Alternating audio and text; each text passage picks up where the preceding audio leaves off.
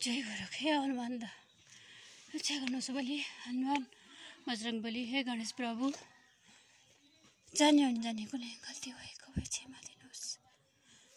हे प्रभु, जय गोरख, जय गोरखा काली।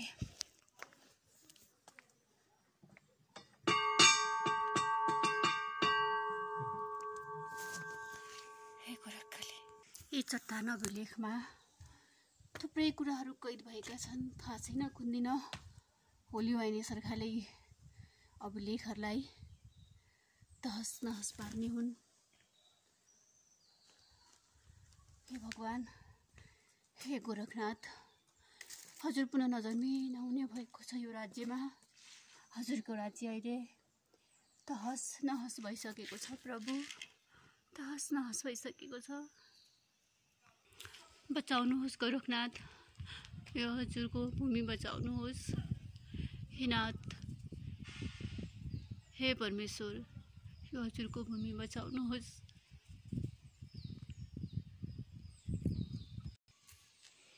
प्रकृतिको अलौकिक आकृतिहरूले मलाई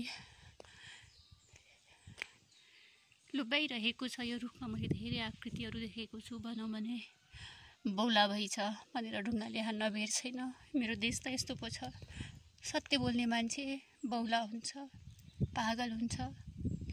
राष्ट्रलाई प्रेम गर्ने मान्छे अहिलेको जमानामा बौला सर हुँदो रहेछ। यति बेला म गोरखनाथको दरबारमा छु। म यसरी चट्टान अभिलेखहरूको बिजोग भएको छ। यी सबै हरिओम काहीँ परेर यस्तो बिजोग भएको छ। यी सबै चट्टान अभिलेखहरू के लेखिएको छ होला? नेपालको झन्डा अनि त्रिशूल, ओम, थाहा छैन भगवान यसले के भन्न खोजेको छ चट्टान अभिलेखले। सबैहरूलाई लाग्ला यो सबै मानवले बनाइएको मानव बस्ती, तर होइन, बिल्कुलै होइन। यो एउटा दैविक शक्ति प्रदान गरेको व्यक्तिले बनाएको दरबार हो। गोर्खा दरबार, गोरखनाथको मन्दिर। अहिलेका होली वाहिनी सरकारले त मानवले बनाएको भन्छन्, किनकि पृथ्वी ध्वस्त हुँदैछ। अनेकौँ चलखेल हुँदैछ। पवित्र भूमिमा अपवित्र बनाउँदैछन्। हेर्नुहोस् के यो सम्भव छ? ए होली वाहिनी सरकार, तिमी बिना सिमेन्ट प्रयोग गरेर यस्तो बनाउन सक्छौ? सक्दैनौ नि त है। जे छ जस्तो छ तिम्रो बुद्धि छ, तर कमसे कम इतिहासलाई र प्राचीन सम्पदालाई त जोगाएर राख। इतिहासलाई त मान।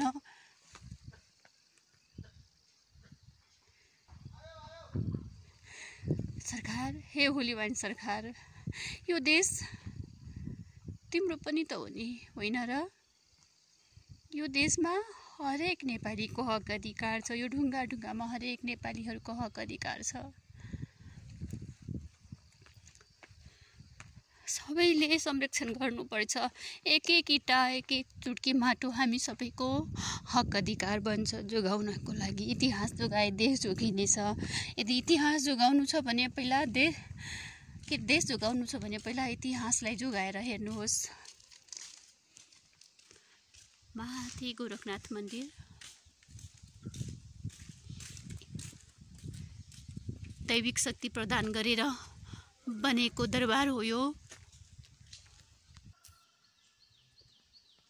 गोर्खा दरबार प्रवेश मार्ग। हे गोरखकाली, हे गोरखनाथ, नजागी भएको छैन प्रभु। हजुरको पवित्र यो भूमिलाई हामीले तहस नहस बनाउँदैछौँ। हामी विदेशी रहनसहनमा फस्दैछौँ प्रभु। हे गोरखनाथ, अब यो देश जोगाउने भनेकै हजुरको हातमा छ। हामी मानव भ्रष्ट भइसक्यौँ, हामी बिकिसक्यौँ, हामी लोभिसक्यौँ नाथ, लोभिसक्यौँ। बचाउनुहोस् नाथ, यो पवित्र भूमि, देवभूमि, तपोभूमिलाई बचाउनुहोस्। वेदभूमिलाई बचाउनुहोस् गोरखनाथ। अत्याचारको सीमा नाघिसकेको छ नाथ। अत्याचारले सीमा नागिसकेको छ। हे प्रभु, लथालिङमा बताबुङको अवस्थामा छ मेरो गोरखनाथ मन्दिर।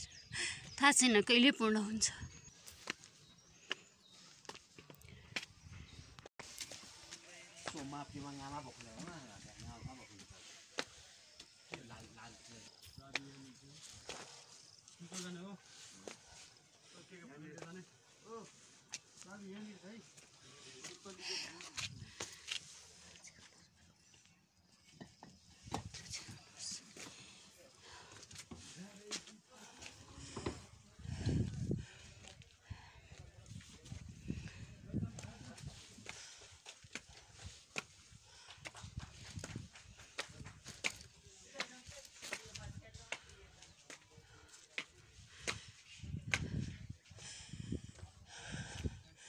यति बेलामा गोरखकालीको दैलोमा आइपुगेको छु। हे गोरखकाली माता, रक्षा गर्नुहोस्।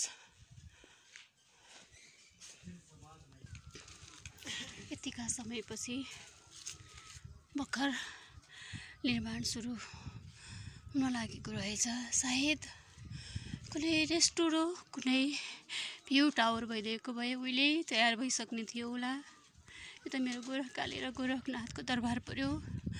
कहाँ तयार गर्छन् र यी पापिष्टहरूले।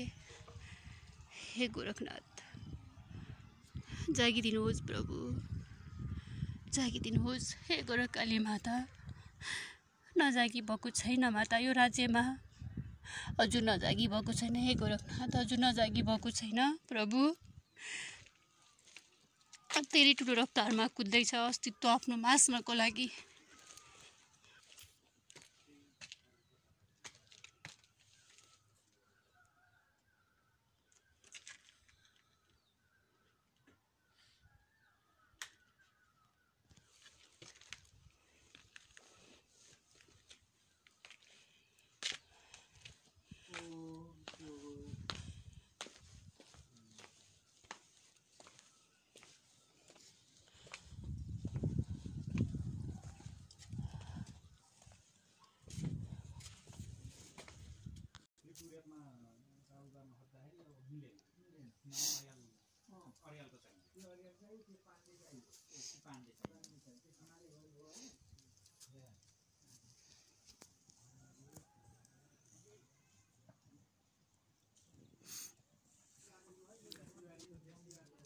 दैविक शक्ति बिना यी कुराहरू अति असम्भव छ, अति नै असम्भव छ। मेरो देशको माटो माटो पवित्र छ, मेरो देशको ढुङ्गा ढुङ्गा पवित्र छ, हावा पवित्र छ मेरो देशको। त्यसैले आज हरेकतिरबाट आँखा लागिरहेको छ।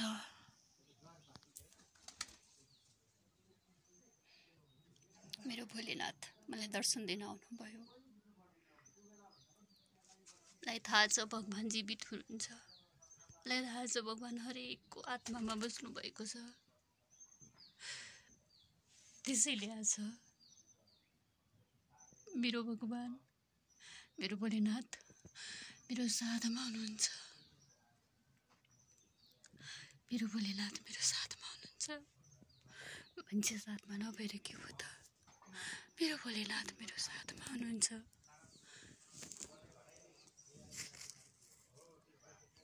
हे भोलेनाथ, नेपाललाई सद्बुद्धि दिनुहोस्, नेपालीलाई सद्बुद्धि दिनुहोस् मेरो नाथ। नेपालीहरूलाई सद्बुद्धि दिनुहोस्। यो नेपाल जस्तो पवित्र भूमि बचाउनुहोस्। पूर्ण गोरखनाथको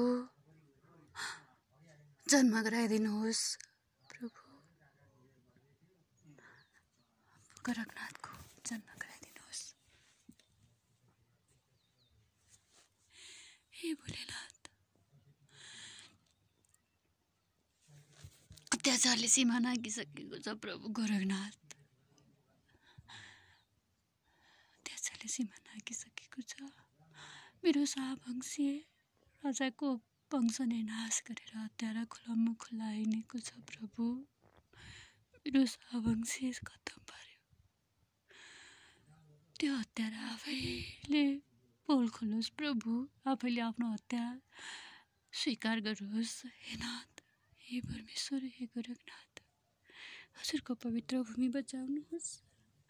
नेपाललाई सद्बुद्धि दिनुहोस् प्रभु, सद्बुद्धि दिनुहोस्। जय गोरख, जाग गोरख, जाग महाकाली, हे मेरो गोरखकाली, हे मेरो गोरखनाथ, जाग।